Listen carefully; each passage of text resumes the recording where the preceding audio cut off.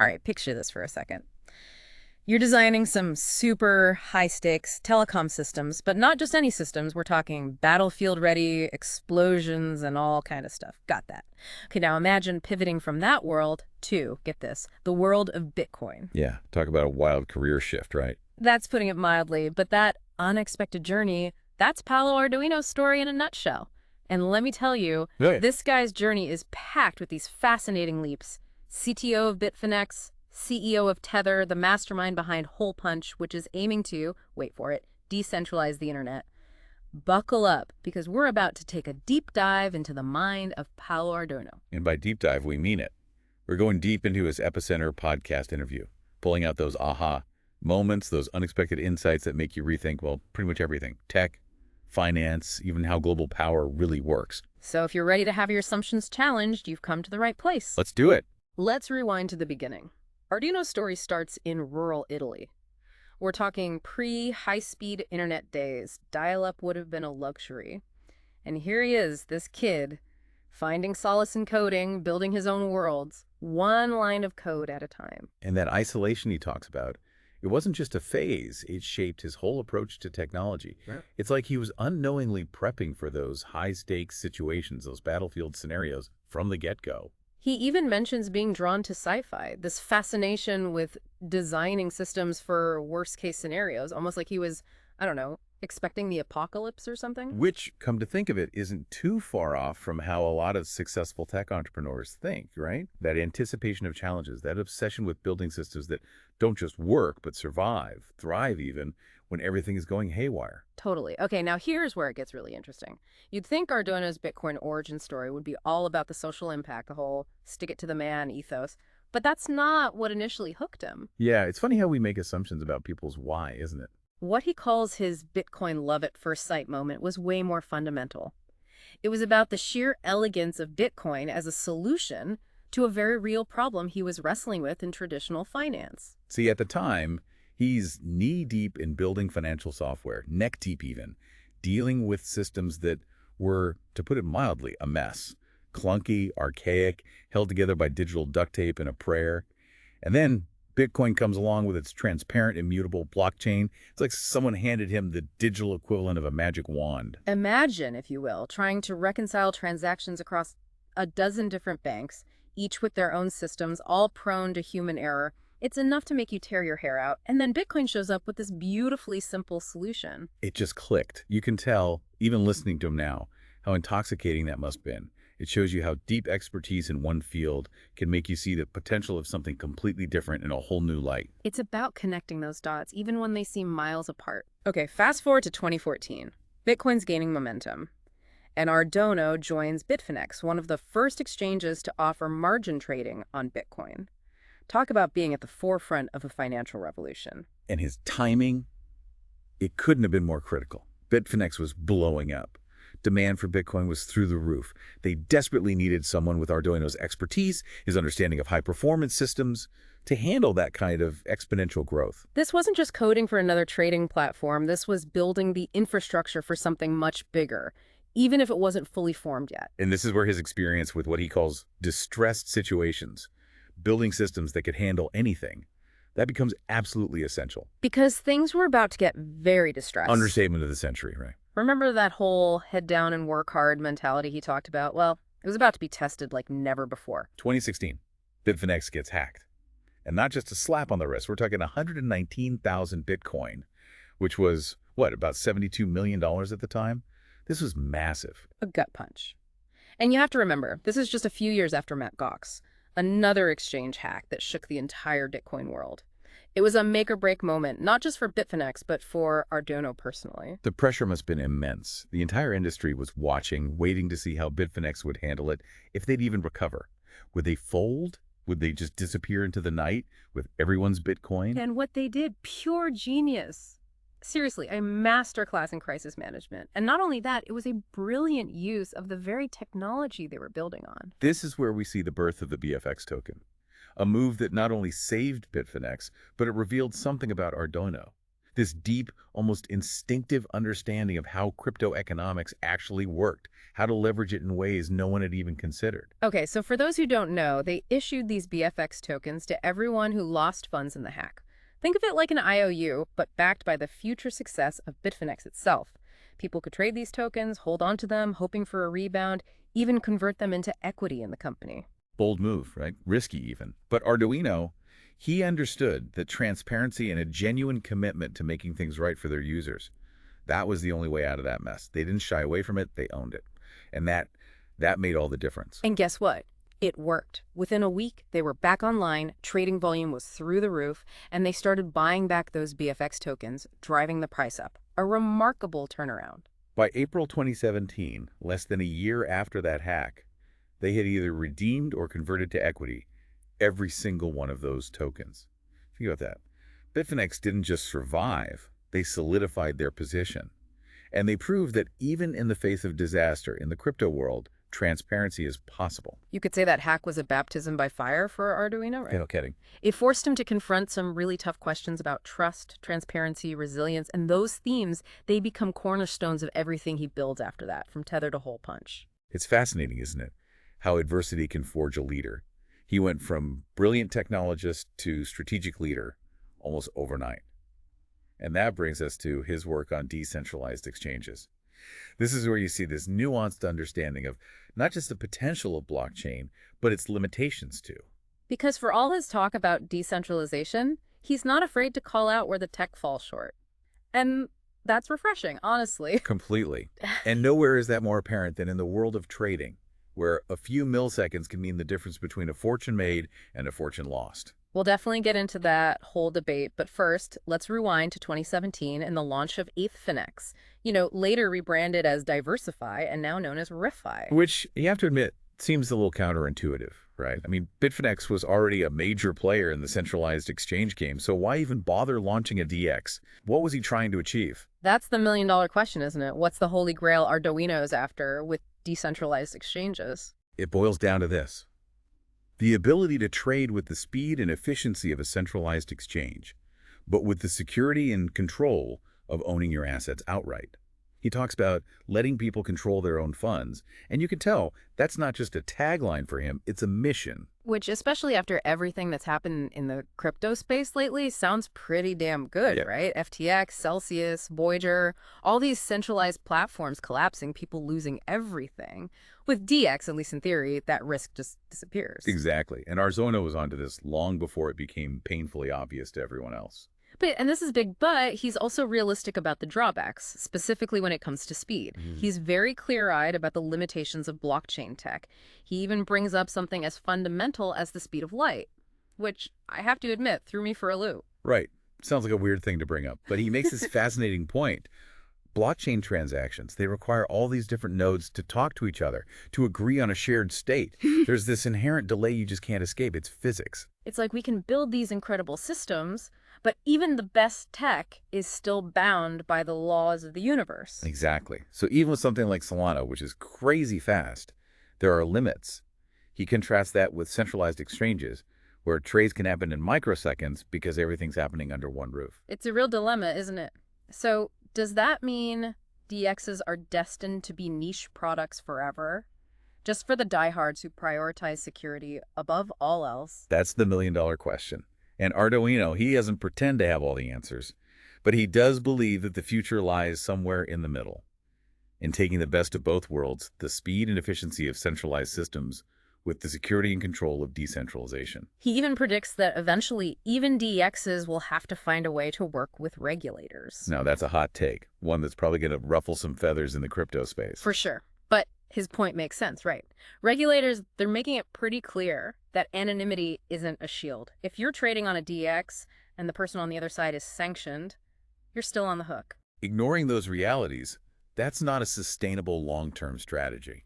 So where does this all leave us? What does the future of trading look like, at least according to Paolo Ardoino? It's messy, right? There's no easy answer. But if there's one thing that's clear, it's this. He believes in putting the power back in the hands of the individual, giving people control over their assets without sacrificing user experience or speed.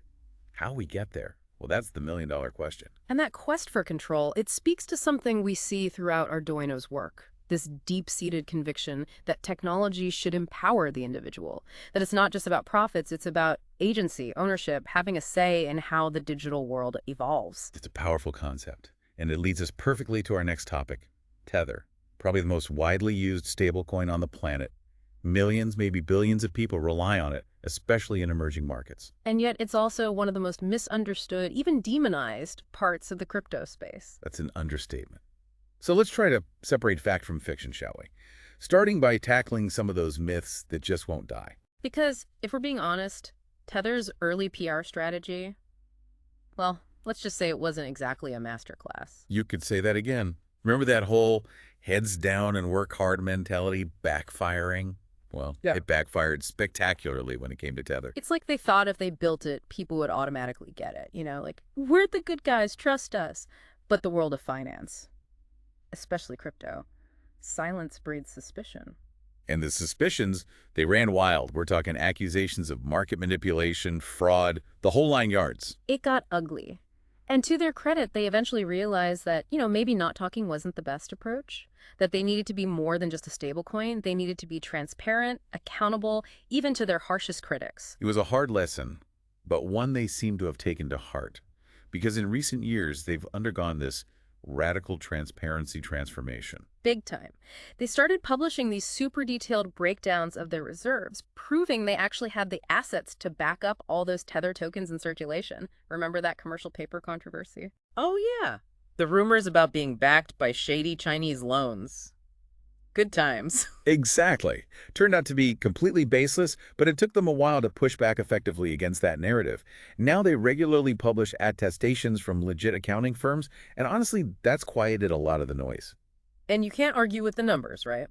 As of December 2023, they were holding over $80 billion in U.S. Treasury bills. Let that sink in for a second. Hold on, I need a minute to process that. $80 billion. That puts them on par with entire countries when it comes to holding U.S. debt. Mind-blowing, right? But even with this new commitment to transparency, you've still got your skeptics. People who say that holding so many T-bills makes them too reliant on the U.S. government, that they're just another cog in the centralized machine pretending to be something different. Which, to be fair, is a valid point. It brings up this bigger debate within crypto about the role of regulation. That whole balancing act between innovation and stability. That tension between individual freedom and, let's face it, the power of institutions. Exactly. It's a conversation worth having. And it perfectly sets the stage for understanding Arduino's vision for Tether, which is anything BUT conventional. For example, one thing you'll never see Tether doing: offering interest on your USDT holdings. Now that's interesting, especially in a world obsessed with yield. What's the logic there? Well, according to Arduino, it's a two-pronged thing. It's legally risky, and more importantly, it goes against their core mission. He argues that offering interest could be misconstrued as operating like some kind of unlicensed bank, which would open up a whole new can of regulatory worms. Exactly. And remember that story he told about Tether being a lifeline for people in emerging markets? The one about the Turkish father. Right, where the local currency was in free fall and Tether offered much-needed stability. That's the point. Arduino fundamentally believes that chasing after yield would distract from that core mission of just being that stable, reliable store of value, especially for those who need it most. He's basically saying Tether isn't your yield-generating bank account. It's a life raft in a sea of financial instability. It's a powerful message when you think about it, and it challenges the very idea of what a stablecoin should be, who it should serve. But it also puts them in direct competition with some heavy hitters. Binance, for example, they're more than happy to slap a yield on their own stablecoins. Very true. So it begs the question, can Tether's approach, this whole mission-driven ethos, can it compete with that siren song of fast profits in a market that thrives on speculation? Only time will tell. But if there's one thing we've learned about Arduino, it's that he's not afraid to chart his own path, even if it means going against the grain. And that brings us to perhaps the most controversial aspect of his work: his views on the future of money, his unwavering belief that Tether is the most stable, the most reliable stablecoin on the market. He even compares it to DAI, which is arguably the most successful decentralized stablecoin out there. And this is where things get really juicy, because he does not hold back. He calls out algorithmic stablecoins like Terra Luna. In fact, he predicted their collapse with almost scary accuracy. He literally said Terra Luna is going to blow up months before it happened. A lot of people thought he was just trying to stifle the competition, but But he wasn't just being a cynic. He genuinely understood that the way those algorithmic stablecoins were designed, their whole structure, it made them inherently fragile. They relied on these complex mechanisms that could be gamed, especially as more and more people piled in. like building a house on a foundation of sand, right? Looks good for a while, but But it's only a matter of time before the tide comes in. And that's the comparison he makes. A bank run on Tether versus a bank run on an algorithmic stablecoin. He uses that whole May 2022 event as a prime example. That's when Tether paid out over $20 billion in redemptions, all in the span of a few weeks. $20 billion. Most banks would have crumbled under that kind of pressure. No kidding. But Tether, they sailed right through it. And you know why? Because, as Ardono argues, they were backed by something real. Those U.S. Treasury bills, remember? Algorithmic stablecoins, they don't have that luxury. Their value is ultimately based on faith, and when that faith disappears, poof. It's like the difference between having a fireproof vault and building your house out of kindling. That's a great analogy. And it gets to the heart of his point, which is this. For a stablecoin to achieve true mass adoption, it needs to be tethered, pun intended, to something tangible, something people fundamentally trust. And right now, at least, that something is still the US dollar, even with all its flaws. He even calls Bitcoin and gold wrath of God assets, Meaning meaning those are your apocalypse investments, your hedge against total financial meltdown. But he also acknowledges that most people aren't ready to ditch fiat currency completely just yet. They need a bridge. something familiar. Exactly. And that's where Tether comes in. It's a pragmatic approach, one that acknowledges where we are today, but also recognizes that things need to change. And that brings us to Arduino's latest venture, Hole Punch. This is where things get really interesting because it's about so much more than just building a better app on a faster network. It's about reclaiming the original promise of the internet itself, a truly decentralized network that belongs to the users, not corporations. This is where you can really hear the passion in his voice, you know? Like, this isn't just another project, it's personal. He sees Hole Punch as a way to fight back against what he calls the dominance of the elite big tech companies. These companies that have basically hijacked the internet for their own gain. He's talking about Google, Facebook, Amazon, the whole lot. The ones who control the flow of information, who track our every move, who profit off our data. It's enough to make you want to throw your phone in the ocean, right? Tell me about it. But Arduino, he's not giving up. He believes Hole Punch can offer a real alternative, a way to break free. Well, how? What makes Hole Punch different from all the other attempts at building a decentralized internet? I mean, there have been a lot. And most have fallen flat. Exactly. So what makes this time different? It all starts with his own frustration with the current crop of peer-to-peer solutions. He's a huge fan of BitTorrent, calls it a massive inspiration. You can tell he really geeked out about that. Oh, totally. But even he recognizes its limitations. BitTorrent's great for downloading stuff, sharing files, but it's not built for the way we communicate today. The real-time stuff. Right. The video calls, the online gaming, the live streaming, that requires a level of speed and responsiveness that BitTorrent just wasn't designed for. Exactly. And that's the gap Hole Punch is trying to fill. He describes it as a set of protocols, a foundation for building these peer-to-peer applications that are fast, secure, and most importantly, serverless. Meaning, no more relying on those massive data centers controlled by corporations. No more data harvesting. Just pure decentralized communication. That's the dream, anyway. He even uses the example of a Dubai scenario, Yeah. where services like WhatsApp and Telegram are blocked. Which unfortunately is becoming more and more common these days. Governments cracking down on free speech. It's a scary thought. It is. But Arduino argues that with Hole Punch, those barriers disappear. Because it's peer-to-peer, there's no single point of failure, no central authority to block. It'd be like trying to shut down the entire internet.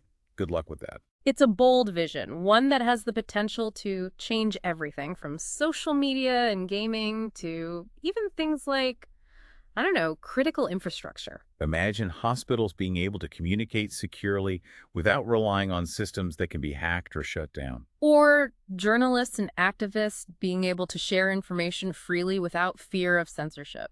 That's the kind of future Hole Punch is trying to build. And what's amazing is that Arduino's putting his money where his mouth is, He's not doing this to get rich. He genuinely believes that it's vital for a free and open internet. He even joked that Hole Punch will never have its own token, which, in the current crypto landscape, is insane. Everyone and their mother is trying to launch a token these days. It's almost countercultural, right? Like he's saying, this isn't about making a quick buck. This is about something bigger, something that matters. Exactly, and that's what makes Hole Punch so fascinating. It takes us back to the early days of the internet, when it was all about collaboration, innovation, the free flow of information. It had this feeling of limitless potential, right? Yeah, like well. anything was possible. Exactly. But let's be real for a second. Building a new internet, a better internet, it's more than just coming up with some cool tech and a catchy name. There's a human element here. Absolutely. And that's something we can't ignore. And you know what's really cool about Hole Punch? It's not just about recreating what we already have, just making a decentralized copy of the internet we're stuck with. Right. It's not just about swapping out the servers. It's about unlocking entirely new possibilities, things that wouldn't even work in a centralized model. Like Arduino gave this example of building a peer-to-peer Uber on Hole Punch. Now that's interesting. Right. Imagine a ride-sharing app where there's no big corporation in the middle, skimming off the top, controlling everything, potentially exploiting both drivers and riders. It really highlights what decentralization can achieve. Yeah. Empowering individuals, right? Fostering those direct connections, building a system that's designed for fairness and transparency right from the start. And it's not just ride-sharing, right? Think about healthcare, education, even something like energy distribution. Imagine accessing specialized medical expertise no matter where you are, connecting with educators across the globe, or even trading your excess solar power with your neighbor. All without those middlemen we've just come to accept as unavoidable. It's mind-blowing when you really think about it. But is it actually doable? I mean, it sounds great in theory, but... Arduino's argument is that, technologically speaking, we're already there. The real challenge, the bigger hurdle, it's getting people to think differently, to break free from these centralized models that we've all become so accustomed to. It's like we've been conditioned to think inside the box, when the whole point of this technology is to toss the box out the window, right? Exactly. And that's why his commitment to open sourcing Hole Punch's protocols is huge. It's not just about making the technology available, it's about fostering this whole ecosystem, like a digital swarm of developers, all working towards a common goal. He's basically saying, here are the tools, let's see what you can build. And the response so far? Off the charts. He mentioned over 100 GitHub projects already using Hole Punch's libraries. That kind of organic growth. That tells you something. People are hungry for this. It does feel like those early days of the internet all over again, doesn't it? That Wild West, anything is possible energy. Except instead of dial-up modems and those clunky computer screens, we're talking about like the future of online connection. Exactly. And the cool thing is Arduino doesn't see Hole Punch as this all-or-nothing revolution. Like we have to replace everything overnight. He actually believes it can be integrated with the systems we have now, gradually decentralizing the internet from within. So less about burning the whole thing down, more like renovating room by room. Exactly. It's subtle, but it might actually be more effective in the long run. You start by using a decentralized chat app like Kit, which is built on Hole Punch. Which, I've got to say, it looks and feels just like WhatsApp or Telegram, which is great, but without that whole Big Brother vibe. Exactly. And then over time, you start using other Hole Punch powered services. Huh. And one day you wake up and you realize, wow, a huge chunk of my digital life is no longer reliant on these giant corporations. It's a gradual shift, but it's a significant one. And it comes back to that core idea of, what's the word? Sovereignty.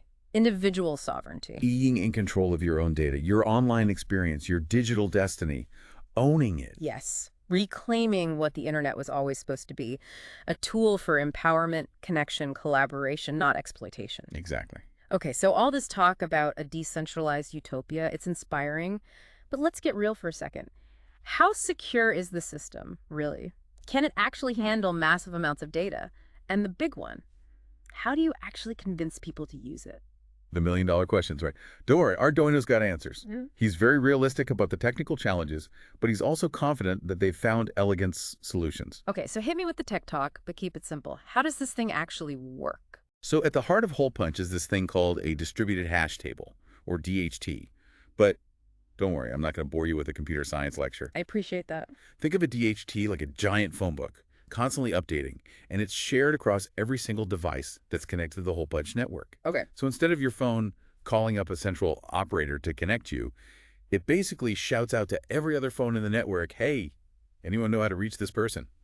So it's like a giant game of telephone, but instead of gossip, we're routing data packets. Pretty much. Yeah. And because that phone book, that DHT, it's spread out everywhere, there's no single point of failure. One device goes down, no problem. The network just routes around it. It's like a self-healing network. Exactly. And according to Arduino, this distributed approach is actually more secure than traditional models because there's no single server that a hacker can target. So it's not about building impenetrable walls around one central fortress. It's about distributing that security across the entire network, making it way harder to crack. And on top of that, encryption. Every single bit of communication on Hole Punch is encrypted end-to-end. Even if someone manages to intercept your data, all they're going to see is gibberish. Okay, I'm sold on the security front. But can it actually scale? I mean, can Hole Punch really handle tons of users, massive amounts of data, without slowing to a crawl? Right. That's the big question with any decentralized system. But remember how we were talking about Hole Punch being modular? That's key to how they're addressing scalability. So not just one giant do-everything network. Exactly. Think of it like this. You could have one Hole Punch network for a decentralized Twitter alternative, another one for a peer-to-peer gaming platform, and another one for secure messaging. Each one can grow and evolve independently without, overloading the system. Exactly. They're creating a network of networks, all using those same core Hole Punch protocols, but each one tailored for a specific purpose. Which brings us back to that whole no-token thing. Right. It's not about creating one token to rule them all. It's about giving developers the freedom to build their own incentive models. So a gaming platform could have its own reward system. A social network could have a reputation system. Exactly. The possibilities are pretty much endless. It's cool, right? Letting each community decide what works best for them. But even with all this incredible technology, the focus on empowering users, there's still this big question looming. How do you actually get people to use it? So how do you convince the entire world to switch over, to ditch the platforms they already use, the ones that, let's be honest, are pretty damn convenient? It's not like flipping a switch. Not even close. We're talking about changing deeply ingrained behaviors. It's like trying to convince everyone to trade their gas-guzzling cars for electric vehicles overnight. The concept's great, but inertia is a powerful force. Tell me about it. We're creatures of habit, a lot of us. We crave familiarity, even if what we're familiar with isn't exactly, good for us. And nowhere is that more true than with technology.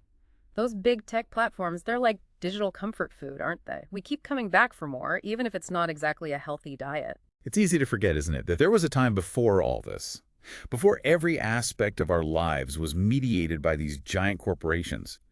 We've made a trade, haven't we? Privacy for convenience, autonomy for a seamless user experience, getting people to see that, to even question it.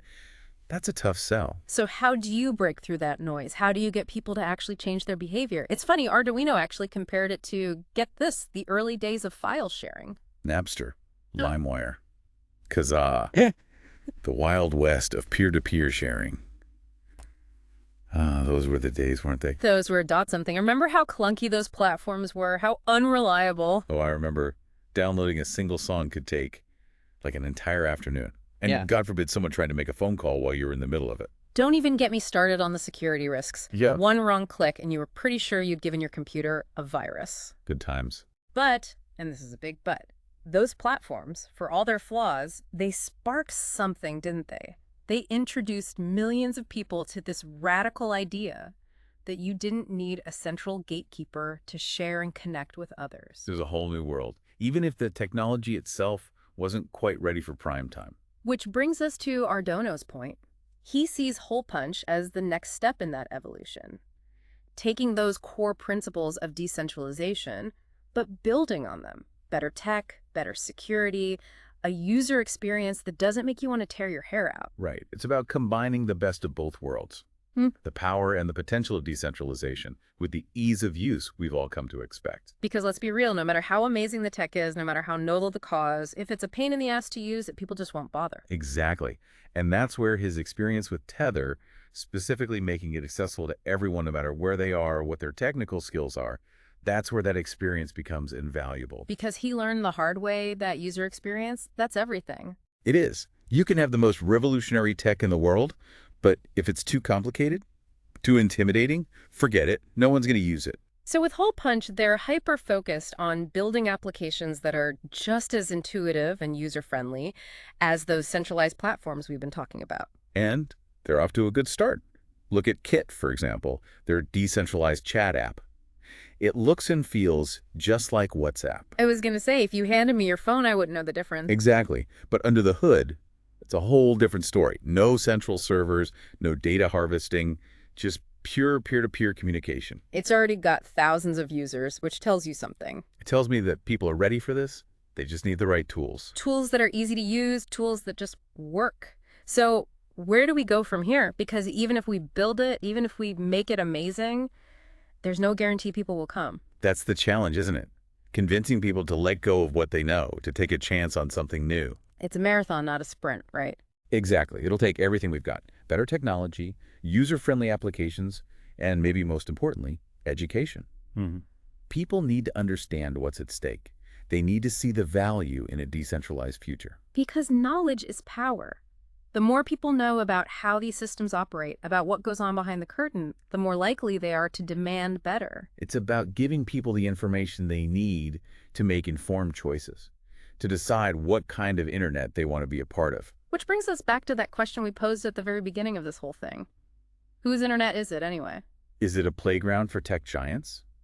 A tool for governments to control us? Or is it something more? Something that belongs to all of us. A truly level playing field where everyone, no matter who they are or where they're from, can connect and create without fear or permission.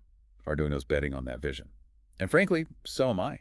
This has been an amazing conversation, eye-opening even. Honestly, I'm walking away with way more questions than answers. But isn't that the mark of a truly great discussion? 100%. The goal is to spark something. Curiosity.